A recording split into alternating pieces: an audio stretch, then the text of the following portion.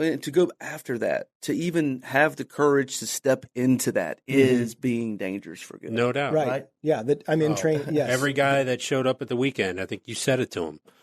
You are dangerous men. You're dangerous for good because you are here. Yeah. You're choosing to enter into this.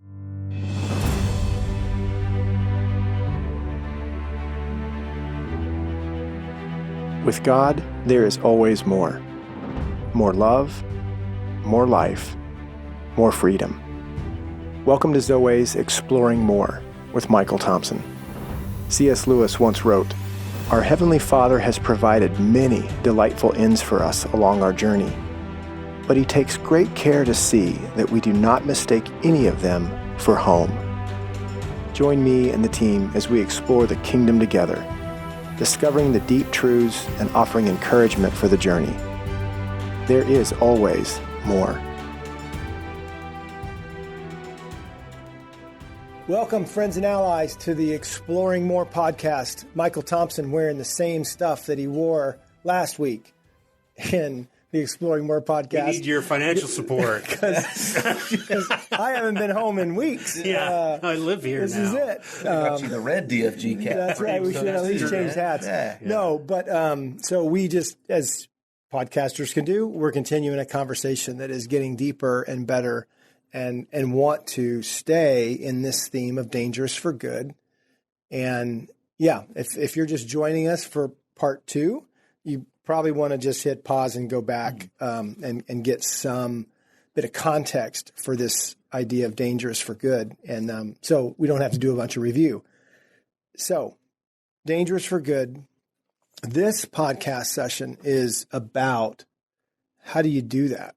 Mm-hmm. So if there's a chord, like we said in the first podcast, if there's a chord in men's hearts that it strikes, it means that men have a chord in them that can be struck.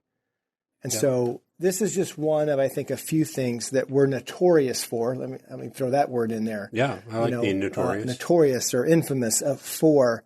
Notorious DFG. The Notorious DFG, Sorry, sounds like a wrestler. It's a rapper. It was a rapper. Yeah, sorry. So here we go with some of this this conversation about if that's what Jesus, if there's some real weight and truth to Jesus being dangerous for good, and we are being transformed by the love of God, through the love of God, into the unique way that we bear His image. And I hear this all the time, stuff about we got to get out of the way. Even the scripture about, we must decrease so He must increase. I mean, there's some things that are getting applied in some ways that, I don't think that's what that meant. Kind of the Princess Bride. I don't think that thing you keep saying. I think it means what you think it means. I think there's some things about this that we want to continue to clear up as we dive and dig deeper. Yeah. And, if Jesus is that, Josh, like you were talking about, I can get on board with that program. How do I do that? How do I become like that? Mm-hmm.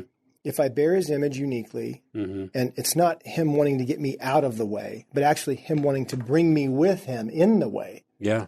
And the best things, you said something about your heart and your identity, the goodness that you carry within you, made me think a little bit to start this conversation out about,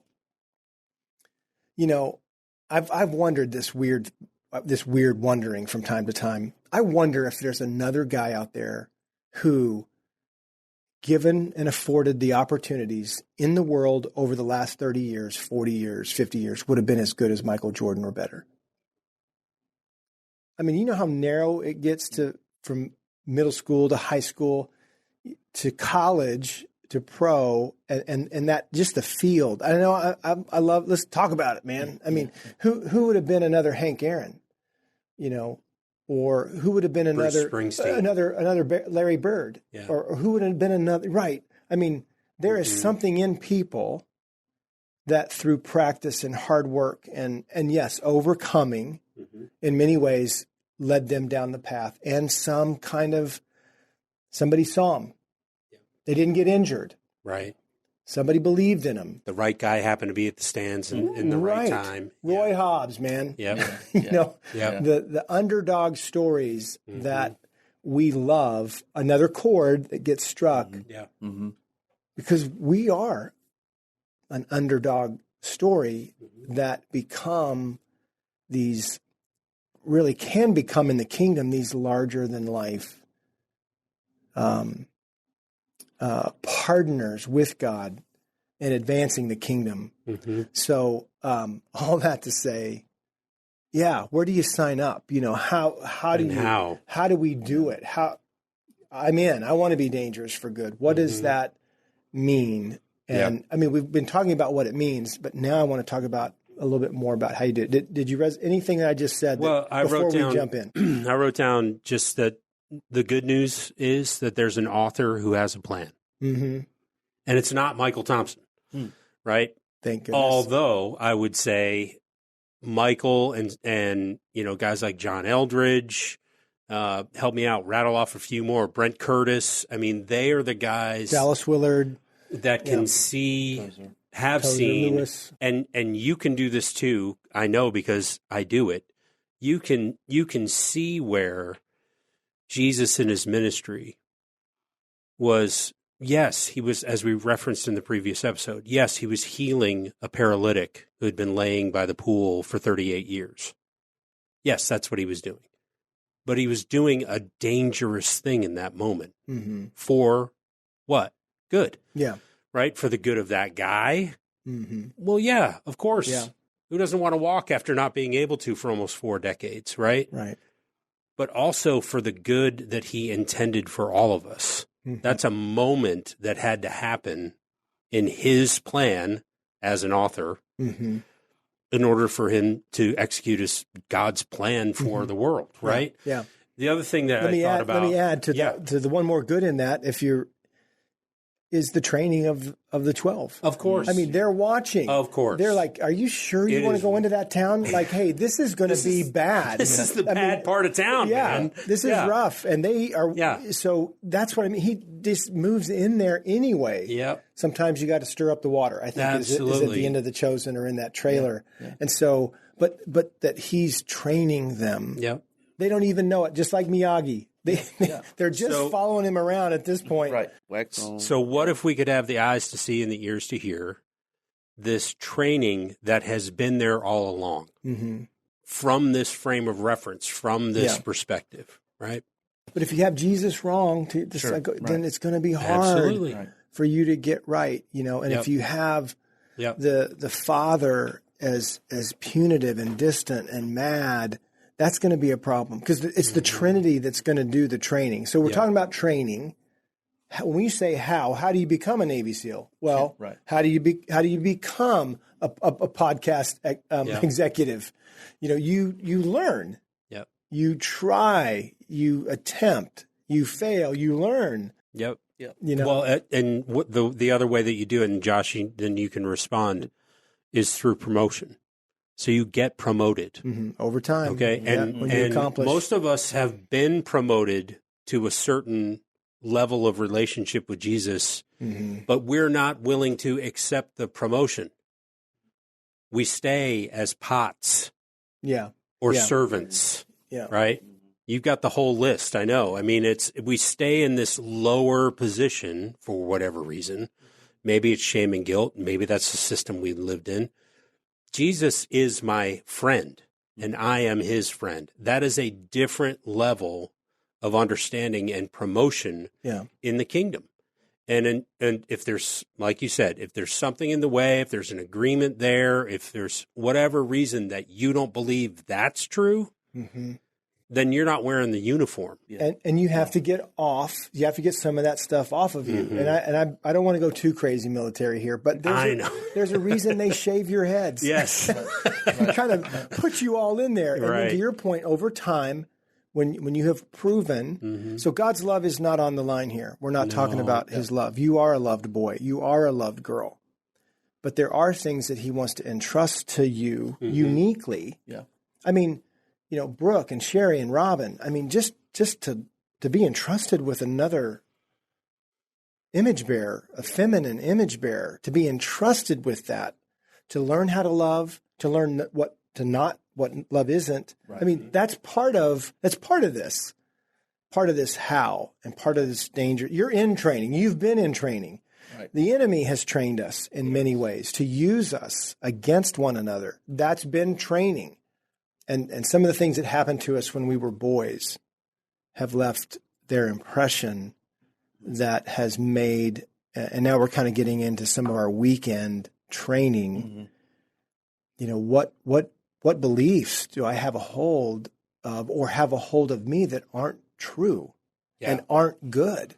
Real practical way to nail down on that. Anytime you find yourself saying internally, always or never, those are breadcrumbs, man, that lead to these places of agreement where you were trained for whatever happened to you. Yeah, I will always come through. I will never trust a man again. I mean, whatever it is. Yeah. I can bring this up, and maybe my mom and dad listen to the podcast. I'll find out. I had my sister in town. Yeah. And we were talking about... It's great to meet her, by the way. Thanks. And we were talking about just being parented by our parents. Right. Her version, my version, and the greatest common denominators. And some of it was great, and some of it was funny. And there were a few things that, that wasn't great. And it's not about necessarily fault and blame. And necessarily, but it still is about finding those breadcrumbs. Who told you that? Why do you think that? Yeah. And we can see it back to being so here's the deal. If Robin's been entrusted to me to love, and me to Robin, by the way. Sure. Yeah. And then my children to me, and me to my children, the whole idea that they might have experienced something even a little differently than I intended it. Right? Like what kids don't. What are the chances that happened?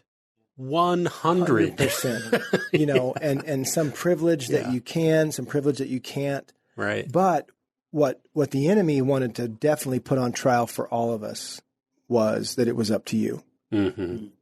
That's what the enemy got across through most family structures.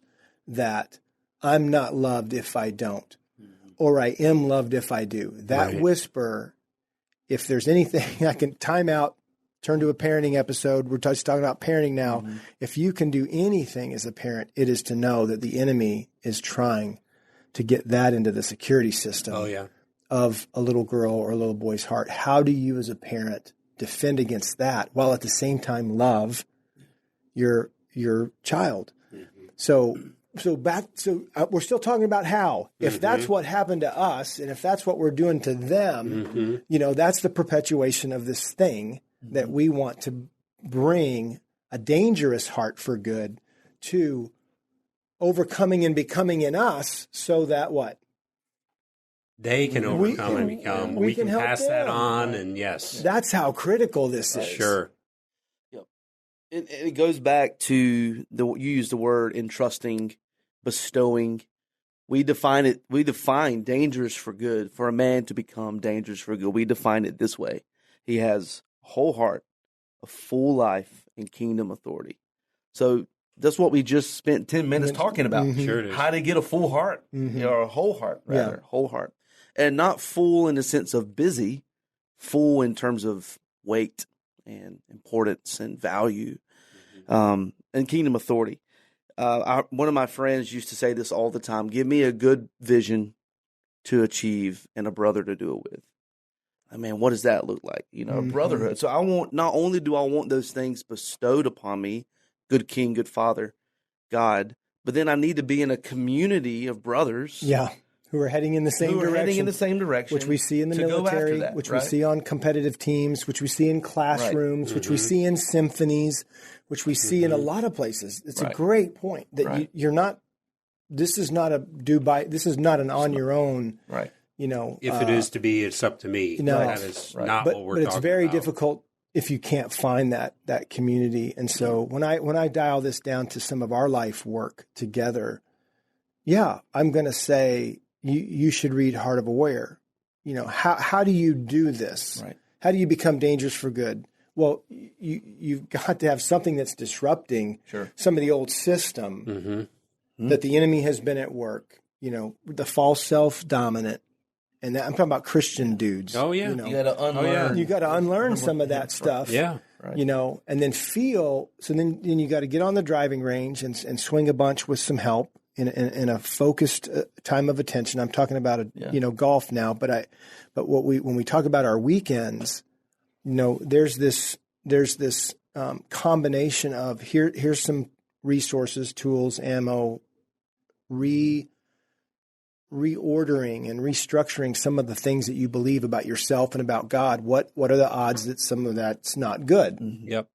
It's hard to be dangerous for good when you have things operating in your system that aren't good. And we're not just talking about this, that we've experienced this, right? Exactly. Yeah. Exactly. And so to go after that, to even have the courage to step into that is being dangerous for good. No doubt. Right. Yeah. I'm in training. Yes. Every guy that showed up at the weekend, I think you said it to him. You know, you are dangerous men. You know, you're dangerous for good because you are here. Yeah. You're choosing to enter into this. Yeah, you know? The 10,000 that didn't make it through the process. Right. You're the 300, the 400, or like this October, the 500 we're guys. We're hopeful for 500. That's the vision that's been put in that's how many beds and seats we got. And we got room for it. I don't see why. Why you wouldn't. But for me, so let's talk about the false self because that has to be overcome. And to overcome that, you first have to see it.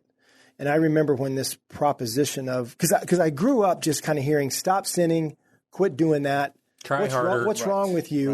Implying that something's wrong with me. Yeah, I just did the air quotes. You did. Good job. You're rubbing off on me. So, and because it surely can't be God that there's a problem with, right? So I had no context for the enemy. And that's exactly right. And we're taught about spiritual warfare. 34. Yeah. So I was 38 when I started. And now we are here 20 some years later. But so, yeah, good on you, man, for getting started earlier on dismantling this false self, seeing it, waking up to it. So how does one become dangerous for good? Well, you've got to wake up to, and you've got to start seeing what isn't good that's at work in you. It's not you, it's at work in you, Paul says in Romans 7. That's right. And so when I started to see, so first it was the education of that through books and even a weekend. Yeah. Going back to our previous series, parables. Yeah. When does Neo become dangerous? Yeah. Not when he's in the pod acting like a battery. Right. You know, so you got to tear out of that thing and get freedom is your point. Yeah. And the big moment, I got to just jump to it. The big moment in the Matrix. The very end. He's starting to believe. Yeah. Oh, earlier. Yeah. Like when he's starting to believe. What's he doing? Right. He's believing. That's a good point. He's beginning to believe something different. So he turns on the agents. Yeah. So that I would say, brothers, and to the audience that, you know, to put yourself in an environment where this how can happen. Shameless plug. You gotta come. You got to come to October Heart of a Warrior Encounter where we talk about this for 3.5 days. Walk you through the kind of the dismantling, seeing the false self, dismantling of the false self, so that when that stuff can come off of the shelves of your heart, now something new can come on. Mm-hmm. And then you have to practice. Then you have to practice. If you're just on the driving range and you don't pick up the clubs again. That's almost the hardest part. And is so, like taking that home and trying to be different, trying to do things differently. Yeah. It's tough, man. So I want to take a break and come back with stories of those first times that we started to even kind of get our it's not merit badges, but it is merit badges because you are walking with Jesus, overcoming and becoming, being initiated and validated as a man dangerous for good. Mm-hmm. And so I want to talk about how some of those early practice rounds went and how some of those early octagon rounds went because the enemy doesn't give this territory up easily. And so neither should we when we partner with God in being transformed by his love. Neither should we give this ground back. So we'll be right back on the Exploring More podcast. Stay with us. It's going to be really good. Every man has a kingdom. Not every king rules well. Like a living piece in life's checker game, you are moving across the board towards your time of greatest authority and impact. But what kind of king will you be? In King Me, I want to guide you through the 6 stages of the masculine journey and invite you to walk with God into healing encounters and validating experiences. Through this, we can learn to wield love as our greatest weapon and provide a kingdom where hearts are free. Every man does have a kingdom. Not every king rules well. You can. It's your move. Now available on Amazon. See kingmebook.com for more details. Welcome back to the Exploring More podcast for part 2 of this episode, and part 2 and part 4. So that's part 4, and I'm really coming. I'm just like so. Come on, come with us. Yes, come with us. Oh my gosh, yeah. This dangerous for good thing. Taste and see. It is you, and it can become you if you're a kingdom man, and even if you're not a kingdom man yet, you have it in you to become one. Yeah. So, so I took a break. You had Yeah, I was going to say something. So we do this sometimes. We take breaks or whatever, and we say, man, we should have the mics going. So I held my tongue until the mics were going again. But the enemy's fierce attack of the ground of our hearts should indicate its value. Mm-hmm. Yeah. If you can't accept and hear from God or from Jesus how valuable you are, how much you're worth to him, just stop and think about what has happened to you in your life and the assault that has come against your heart. And the assault should indicate that there is value there to you, because the enemy wants that territory. And if the enemy, if that wasn't valuable, an enemy doesn't take territory unless it's of some kind of value to them. Mm-hmm. Yeah. And your belief system is his ground zero. What you believe about yourself, about God, about others. And if he's the father of lies, what's the power of a lie? That you believe it.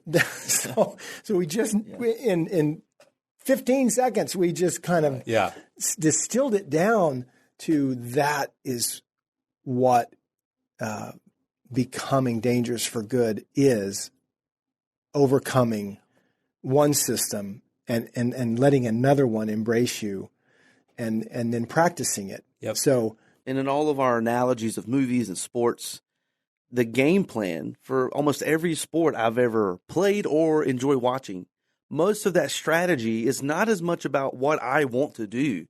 It's how to stop you from doing, I need to take this guy out.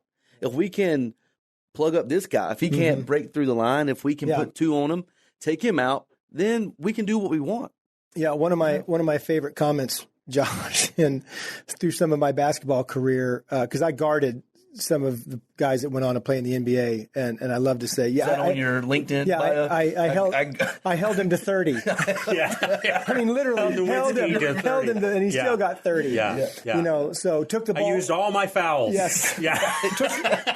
I took the ball out of bounds from some of the best shooters in the country. Yeah. Right. You know, and so, but you're right. You know, back to it's offense and defense. Yeah.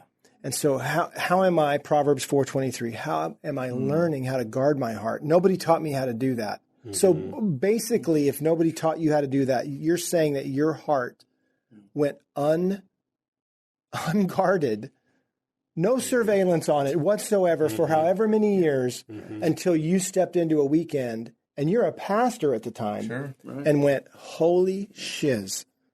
Yeah. I've been playing without a left tackle this entire time. No wonder I keep getting one-sided. I was going to say, no wonder my left side hurts so much. Seriously. And I walk with a John Wayne limp. So absolutely. So, you know, it's going to take some consent to become dangerous for good, and put yourself in an environment where I hope we could be trusted to encourage and train and invite you to walk more intimately with Jesus, because that's where dangerous for good happens.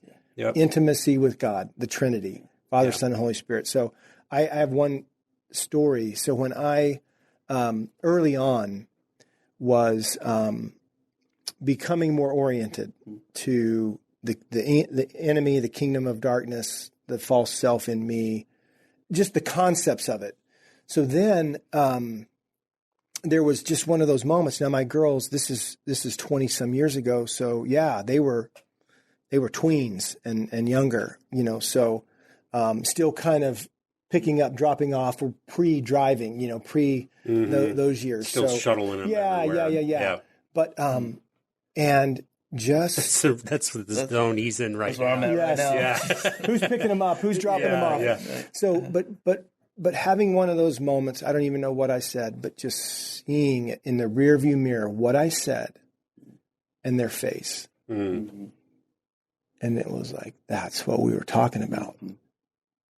And in that moment, being able to, pull over or apologize, which I'm not sure they'd ever heard me apologize. Right. For what I said and how I said it. It didn't matter. I don't even remember what the scuffle was or what the complaining was or what the racket or the riot, was going on in the back seat. But that hard, intimidating, that's the path I knew. Yeah. That's the path I experienced. Yeah. So how do you become dangerous, for good in a moment when I was dangerous for bad?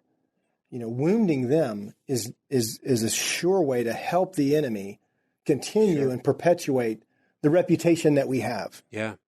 Yeah. There's something about that tween age, you know what I mean? And we go back to when we talk about things that happen to us, it can go back as far as, 5, 6, 7, 10, 11, 12, somewhere around in there. And I didn't have that moment in the moment the way that you did, but it was, 15 years later. Yeah, no, it's good. Yeah. But it can operate this way too. So, my son, Steven, in 2021, about a year and a half ago, we were in Colorado at the Heart of a Warrior. Yeah, the weekend. And he said, "Hey, Dad, can I talk to you about something?" Which used to, okay, what? Now it's more, of course, buddy, what's on your mind? What's on your heart? And he told me about a time when he was 12. Now I'm speaking from the position of the wounder also. Yeah. The time he was 12 and he lied about a report card or something. I mean, who didn't, right? Come on. And he remembers me standing in the doorway.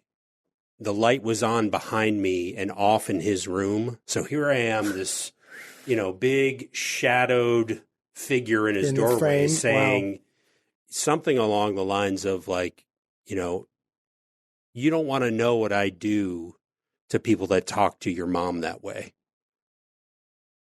So don't ever talk to her like that again. I mean, and I don't remember saying that, bro, but he's sharing that with me in Colorado through tears, and what that led him to believe was that I only loved him or said I loved him because I had to, because I was his air quotes dad. Yeah. There's the air quotes again. So being the dangerous part of that was me entering in rather than saying to him, "Do you have any idea what happened that day in my life? Do you know what our financial situation was at the time?" Oh, when he was, do you know, you're talking about when he's explaining when to he you, was 12, and then you re-wound him by saying your complaint is not valid. But instead, what I said, this is where I became able to operate in a dangerous for good way, was to go after his heart and just say, I'm so sorry. I had no idea, and that felt like, for me, that felt like a dangerous moment in the sense that I'm giving up my right to be right somehow.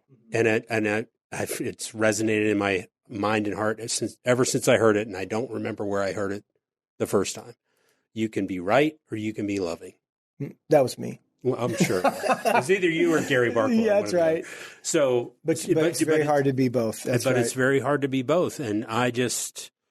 set aside the dangerous move in that moment for me, for my own heart, was to say, okay, I don't need to be right in this moment. I just need to undo this thing that I was an unwitting partner to 15 years ago. Yeah. Do you feel like, SJ, even though you didn't remember saying that, is it, we're in the court of law here, is it plausible?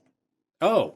Right? That's enough. You guys know that's something I could have said. That's enough, right? Yeah. Versus, for sure. well, I don't remember that, Stephen, or are you sure? No. And matter of fact, I even brought up that part of it because after, the crying and the embracing kind of, that those last little breaths after you're done crying, that happened. And he pushed back from me and he said, "Do you even remember saying that to me, Dad?" Right. And I was like, I can lie to him in this moment, and try to make him feel better about it. Or I just felt like the thing to say was, I don't remember saying it, man. And in some respects, I'm glad I don't remember saying it because that's an awful thing to say. But that doesn't mean it isn't true for you. Or that it didn't happen. And that it didn't happen. Right. That's beautiful. Yeah. And what a contrast for him to experience you as dark, shadowy, my dad is dangerous. Right. To now the embracing, the owning, the forgiveness of, I experienced you as dangerous for good. I mean, you embodied that for him. Yeah. I had a similar situation. I've got 2 boys. My oldest is playing baseball after a 2-year hiatus thanks to COVID-19, and we're back into it, but he's up a level now. So the skill level is different now. There's kids pitching now, and took a little while to adjust. And his last game of the year in the playoff tournament, runners on, a chance for him to be the hero, and he strikes out. He's immediately emotional. And I just remember, like, you're talking about the Miyagi, like, oh, this is what this motion means, and I'm stopping. I remember, okay, this is an opportunity to get it right. So it was good, but also already accusation, right? From the enemy of, you better get this right. Right? Yeah, you work for Zoweh. Yeah. You better get it right. Well, and the implications that could be if you don't get it right. Right. Yeah. You know the weight of that moment. Right. Yeah. So I go to him and pull him aside, and we're sitting on the bleachers, and we have a great conversation about baseball, and it gives and it takes away. Just really beautiful moment. And then he's like, "Dad, can we go on the field and throw?" And nobody's on the field. Everybody's left. Yeah. So we go, throw on the field. All of a sudden, the stadium lights shut off. And I've got my younger son with me, too, who's in the outfield shagging balls. So the lights go out, and they're like, "Dad!" So I grab my phone, turn my flashlight on. They flock up. Come to the light. Yeah. They find me. And it was great. Like I was like, "Wow, man." Like I saw it. Felt like it went really well. This is good. Like, good job. And we're walking back to the truck, and my youngest decides to climb on the bleachers in pitch black. And like nails as he's walking up to the bleacher, nails like his knee or something. I'm only chuckling because I know Ben. Dude, I know. I know. Bangs into stuff all the time. Just bam. That's that second child, man. Yeah, man. Anyway. Yeah. Carefree, doesn't care. That happens, and I'm just here. And I remember looking at him, and I didn't say, "What are you thinking, you idiot?" But that is the tone. And I said, "What are you doing? Like, what are you doing?" Yeah. Like, literally, like, what are you doing? Yeah.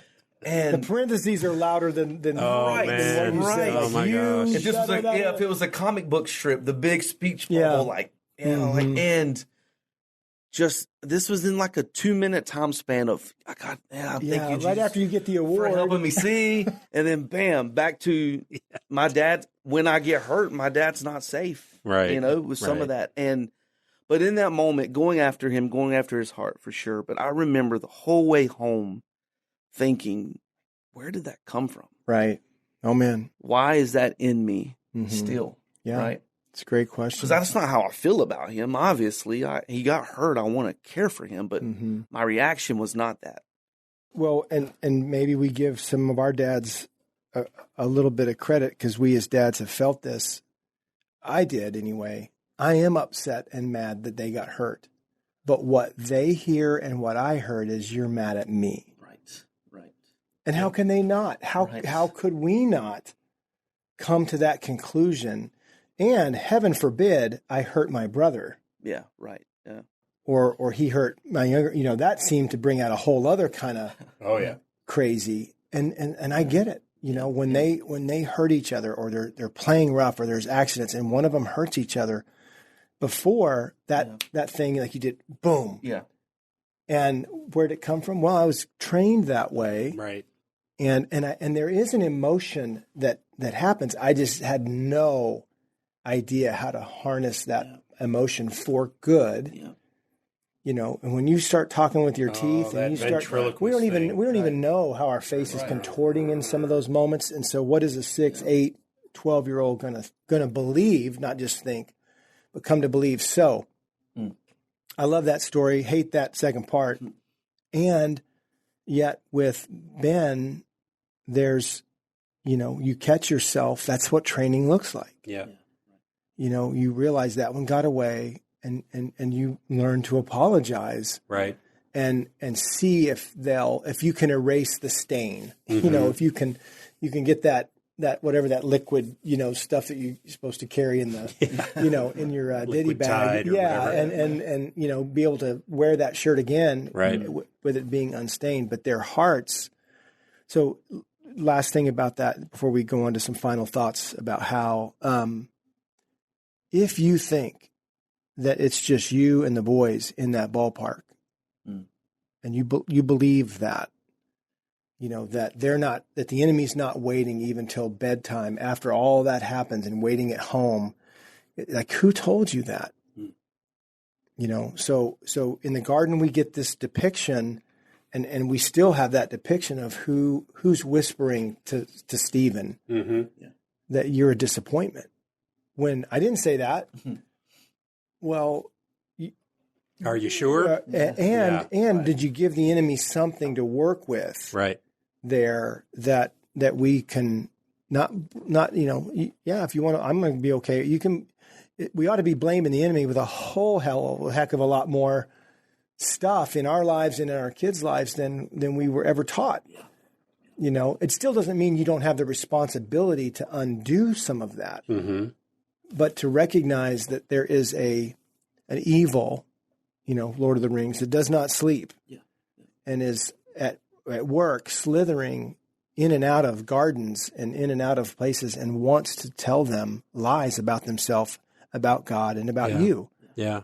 So that's how important this campaign no doubt, man. is for Dangerous for Good. And I want to look in the camera and say we are recruiting. We're recruiting men who want to be good men, who want to be less encumbered by this false self creature, and learn how, my friend Scott Stankiewicz calls it mastery, right? To learn the mastery of the kingdom way and the kingdom life and the kingdom man, and what it is to be a good warrior, a good king, and a good elder sage who can be entrusted with the hearts of boys and explorers, those earlier stages. And so overcoming, big part of how. Yeah. And then if I'm not that, then Jesus, who am I? Yeah. How do you see me? Yeah. So in the story with me and Stephen, who was the overcomer? Right. Who do you think? Both. Yeah. Both of us. Exactly. Yeah. I mean, that's the way this works. 2 for 1. To your point, it's like, yeah, man. And if I, as I watch the game film, even now, telling that story, what I could have said to him too was, yeah, that's the lie you heard. That's what the enemy does. Yeah. And for me, and I'm sorry that I gave him the opportunity. Yeah. And that's what our enemy is opportunistic, because it doesn't take a ton of lies. It just takes a few, maybe a couple backups on repeat, to go there. So, and we're not talking about the enemy. Let me say this, Michael. We're not talking about the enemy here and blaming these things on him so that you're somehow absolved of responsibility. Right. I was trying to say it's still up to you. We say this from time to time. If your dog bites somebody, you didn't bite him, but your dog did. It's your dog. And that's what this creature does. This false self creature does. is either doesn't show up, because of fear when you should, passivity, or has you this, boom, out of the cage, out of the backyard, off leash. Yeah. And so that's back to dangerous for good. A man who's just dangerous is a man who is either goes passive or aggressive, and most of us have the ability to do both. And yet, if we can learn how to play this game or fight this fight, or love in ways that are, very, very impactful, because we've been loved very, very impactfully. That's what these weekends are about. So shameless plug of October, Jasper, Georgia, Sharp Top Cove, Young Life Camp. First weekend in October. 5th through the 8th. 5th through the 8th. 500 guys. Yeah, be there.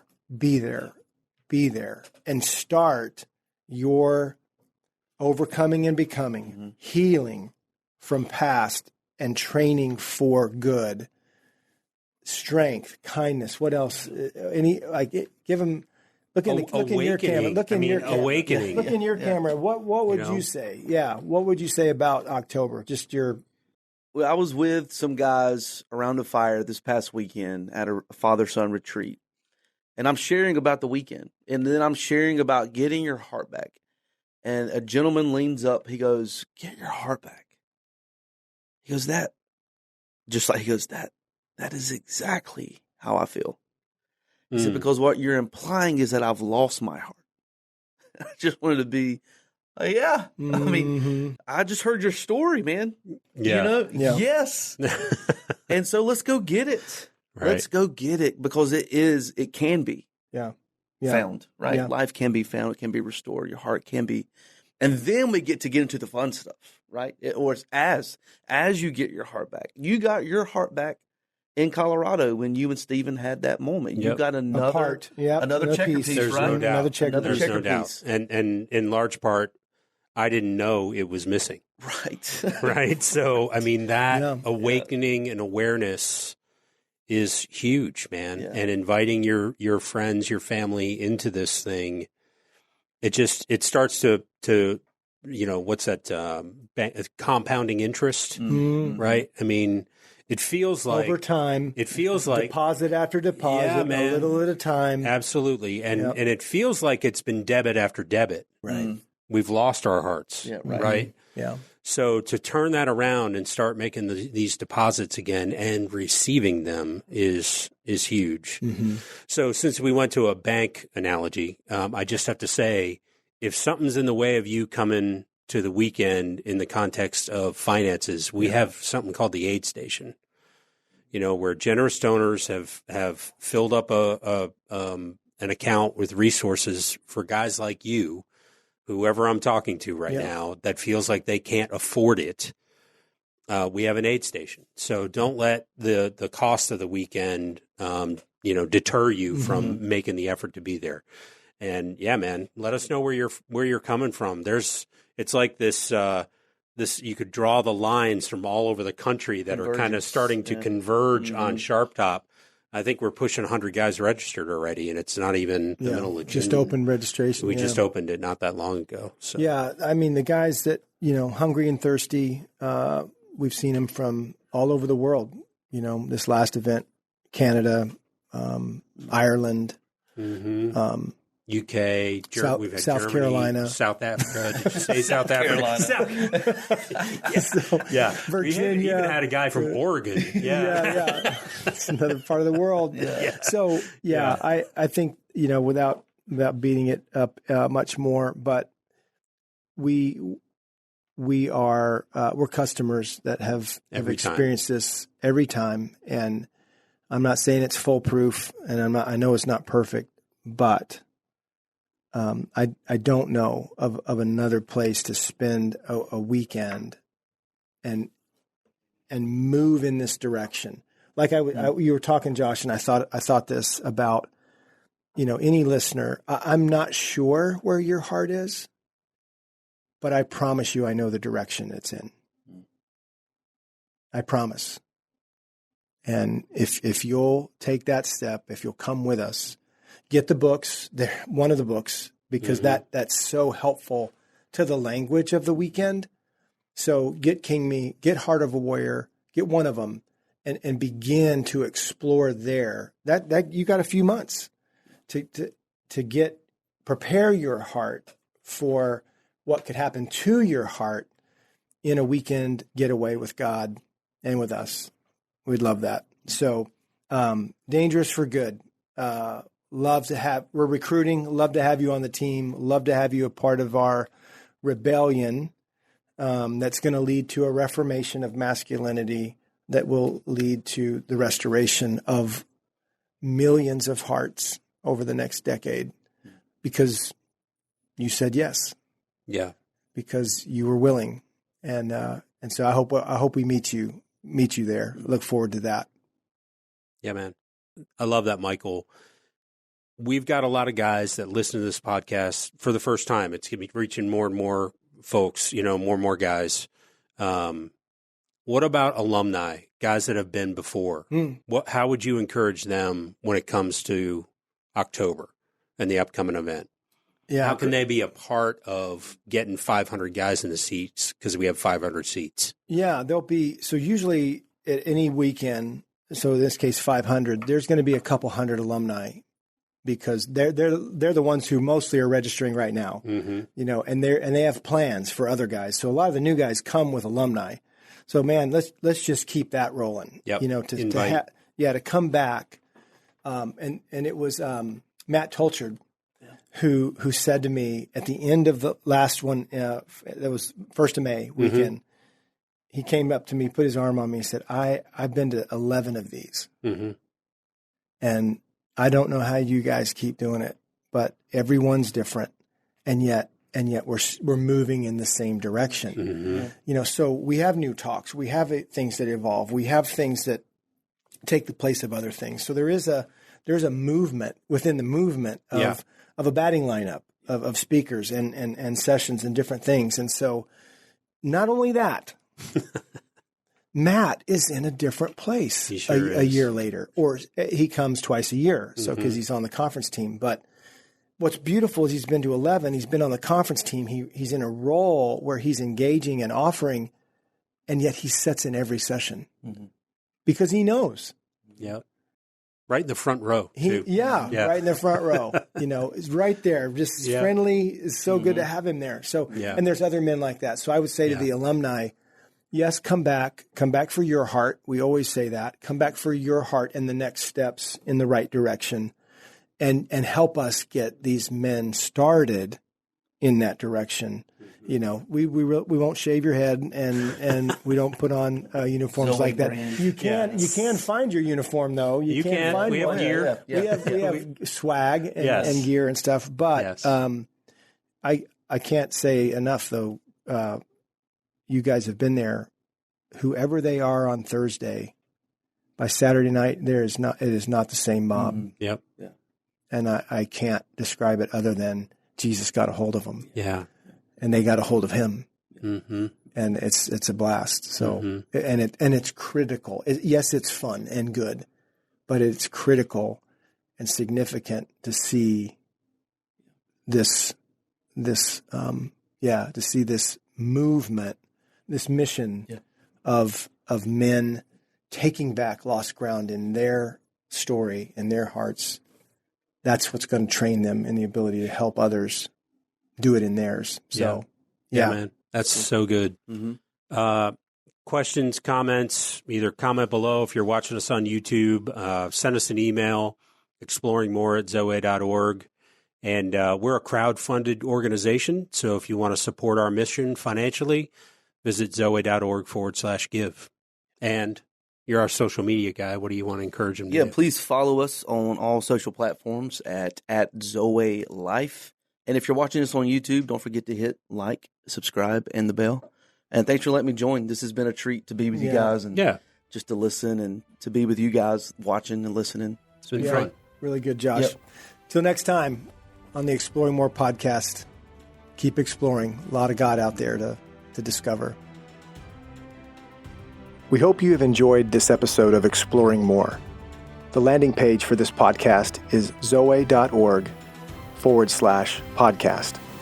That's ZOWEH.org/podcast, where you can find the show notes and various platforms to which we broadcast. You can also find us and the Life of More by visiting Zoweh on YouVersion Bible app, Right Now Media, our Facebook page, and Zoweh on Instagram and Twitter.